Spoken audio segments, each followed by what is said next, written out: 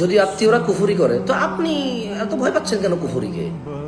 5 ওয়াক্ত নামাজ পড়বেন, নামাজের পরে তাসবিহ তাহলিলগুলো করবেন, জিকির আজকার করবেন, আয়াতুল কুরসি পড়বেন, সকাল সন্ধ্যা জিকির করবেন।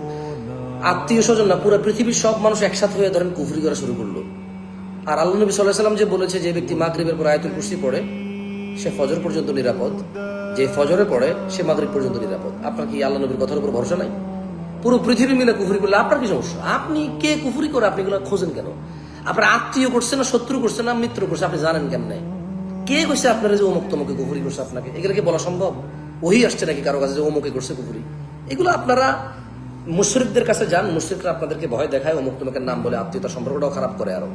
আর আপনি কুফরি, ইসলামের বিধান কি? আপনি কুফরি করবেন না, করলে কাফের হয়ে যাবেন, এটা না বিধান। কে কুফরি করলো না করলো এগুলো দেখার বিষয় আছে আপনার। আপনি 5 ওয়াক্ত নামাজ পড়বেন, সকাল সন্ধ্যা জিকির আজকার করবেন, হারাম থেকে বেঁচে থাকবেন, অশ্লীলতা থেকে বেঁচে থাকবেন। আপনি কুফুরি, জাদু টোনা, কালা, সাদা, নীল, লাল, একবার বিষাক্ত কালা, আলকাতরার মতো কালা কিছু করলে আপনার কি আসা যায়? আল্লাহ আপনাকে নিরাপত্তা দিতে অঙ্গীকার করেছে না? আপনি সকাল সন্ধ্যা জিকির করবেন।